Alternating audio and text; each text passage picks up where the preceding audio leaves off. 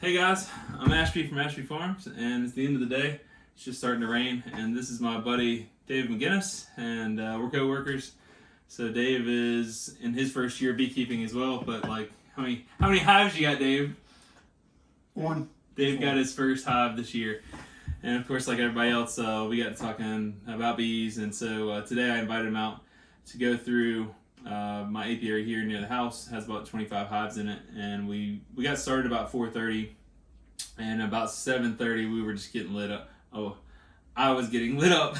So I came down. I finally put on some gloves, and then a rainstorm was coming in, and it just got to a point where we had to say we're done beekeeping for the day. But so what'd you learn today? I learned it. We popped his cherry. He got two stings. If that's possible. I got 10 stings, if that counts for anything. The last one was in the yard here. Yeah, he thanked me for taking all the stings today. Yeah. Only got stung twice, so it was a good day, all in all. But yeah, tell our audience about your experience. What'd you like? What'd you learn? I guess the thing that sticks out the most to me would be the one hive we had that had the swarm they had left. We believe swarmed. Yeah. It was none of the signs that I had seen before. Of course, I'm not very experienced, but I was looking for eggs and looking for larvae and cat brood, and there was none of that, and I couldn't figure out why. And Ashby said they swarm left, so there was nobody to lay eggs, and there was no queen there. There were some queen cells, but there was no queen yet. So that was something new I hadn't seen before, which was pretty cool. Yeah, we got we found it was neat for me to kind of know some of the signs to look for, and just more of like a quizzing David. Hey, what's your thoughts? And it's more about just like getting experience and thinking outside the box. I mean, if you consider we went through 13 different hives today, so for the novice, beginner person, get together with a friend, get together with a mentor. That's really the way to learn. Another good example today that we saw that he had no idea about was we had a drone laying worker. It was a hive where so it's been a month since I've been in this bee yard. So a month ago, that was when Phoebe and I last filmed Beers and Bees. And as we're going through these hives, not every hive is able to bee split. I have these 29 queen cells that are going to be ready on Saturday that I need to be dropping in the hives. So today's Monday. We're prepping the hives. Basically, we're putting 5 frames above a queen excluder and shaking all the bees down. And the goal is going to be that we can pull 2 splits from that top box, a 2 frame and a 3 frame. So you get a frame of food, a frame of brood, and then an empty frame. And I'm making 3 frame split. It was really a 2 frame split. And then we put a hive feeder in there. This time of year, I'm still not feeding, but it just takes up the space so the bees don't feel overwhelmed. And then, of course, I'll go back in 2 weeks and we'll look to see if that queen cell has emerged by then. But in the meanwhile, not every hive is, we went through, like I said, 13 hives today, and we had 5 that were actually able to bee split. And then, tell them about the laying worker. Tell them what you were seeing from that. Oh, you remember now. There was, it was eggs that were covered in, nectar, it was basically the brood comb area was backfilled with nectar, and then it looked like splotchy 357 caliber shells, which is it's all drone. It's very scattered throughout. No cat brood whatsoever. We've got 2 and 3 eggs in a couple of cells. That's your big screaming alert that there's a laying worker. So. So you're young enough you can see the eggs. I can see larvae eggs on a good day. So the way we solved that, we just walked about 30 feet away, and we literally shook out every bee out of that. And then we found a frame with a queen cell on it, and we added that back in to the center frame. So all the bees that are able to fly come back home. So the nurse bees that were present there, the laying worker, she won't make it back home. And so then we just mark it, check back. And in about a month, if that queen cell goes through the cycle, she hatches, she mates, she starts laying, it's about 30 days. So in about 30 days, when we're going in there, we know. Last time we were here, don't know exactly what it was about this hive, but my brick system tells me, hey, we're looking for something special in this hive. What else did you learn? What else? Well, the experiences I had today that I hadn't had before obviously was shaking down a hive, Mm-hmm.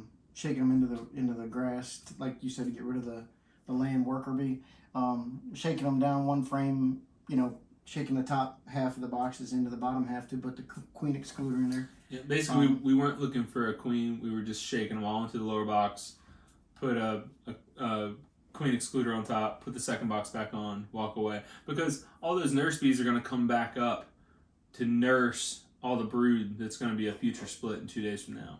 So, I mean, today's Monday. I'll go pull the splits on Wednesday. They'll be queenless for Thursday, Friday, and then Saturday morning they're going to get a queen cell. So, if my queen cells aren't successful, there will be other backup queen cells that they've made in the meanwhile. So it's kind of like insurance. And I'm not in the honey game. I'm in the expanding my apiary. Eventually I'm going to be selling bees. So I'm in the honey game. hey, tell us about your experience with messing with bees in the rain. They don't like it. They're not friendly. And when did you discover this? About 20 minutes ago, right in the front yard. Now we had Ashby was kind enough to set me up with a hive, a 5-frame hive. I'm going to add to the one I've got at the house, and we had it in the back of the truck. We got back here, and the front came through. It was starting to rain, so I had to move it. And he smiled at me and said, "Oh, they're your bees now," and walked away. And then I'm moving all the equipment out of my truck, and I took one to the thumb as my 10th one for the day. So I almost made it. Almost made it, but not quite. But had a great time. I mean, handling that many bees, having one hive, handling 10 frames at a time, or 20 frames in that one hive, kind of being timid with it and not knowing. I mean, we weren't rough with them, but we were way more involved than I've been with bees in a hive. How many hives had you been through before today? Just mine. You didn't go. The guy you got it from, you didn't go through any of his. Mm-mm. Okay. I caught a swarm last year. But apparently I didn't have the queen. She must have moved off, landed on a branch, and taken off, and I got the leftover bees. Yep. It was probably 5-8 pounds worth of bees. Wow. But within 2 days they had left my box, Yeah. and they followed her, which makes sense now. Sure. So I had that experience, and then just going through my own hive this year. Have you taken the Intro to Beekeeping course? Mm-hmm. Okay. I read Beekeeping for Dummies. I know my niche. No, I read the book cover to cover, and my grandfather was a beekeeper, but I didn't really get involved with it. They were done by the time I got there. What's your recommendations to the beginning person at home? I mean, get involved, but find a friend. Read all you can. Watch a lot of videos. But find a mentor or a friend that will help you, that's set up already, that can work you through it. One of the guys we have at work recommended going to the Rockingham. I'm from Rockingham County, but go to the Rockingham County Beekeepers Association. Yeah. And I went on there, and some of the stuff's not pertinent anymore. They don't update it regular, but there's a lot of good information on there, and they have a meeting. Once this COVID thing is over, I'm sure they'll get back to having meetings regular. Sure. That's a good opportunity. But I think the biggest part is get involved with somebody that's already doing it, and to go out there and get your hands on it. Yeah, I mean, I got my daughter went on a field trip, and one of her classmates, his granddad is a local beekeeper, and so in a roundabout way, I also knew him from the farmer's market. So big shout out to Mike. He's been my mentor. I have questions. I call. He makes great recommendations. Sometimes I listen to his advice. Sometimes I go against it and I pay the price. He's got 15 years experience, but he was glad to take me out for a day. I'd been through 2 other friends' single hives at their house, and I went through 7 hives with Mike that day. I was hooked immediately, and so right now I'm up to 88 at the moment, and we're going to be pulling more this weekend, hopefully at least another 30, maybe 50, depending on. We still have, I think, 10 hives to go through back at that yard, so I'm going to go through those on Wednesday, and just slowly making splits, and I'm going to start some more queen cells on Wednesday, or graft some more queen cells on Wednesday.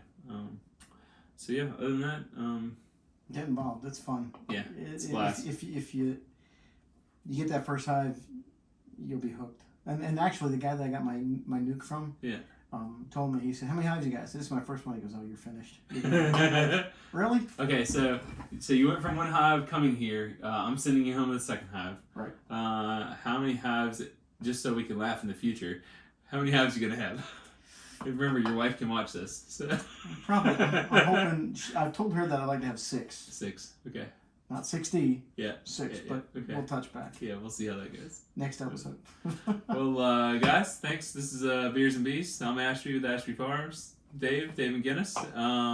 Thank you guys for watching. If you liked today's episode, please subscribe, hit the like button. Y'all have a great day.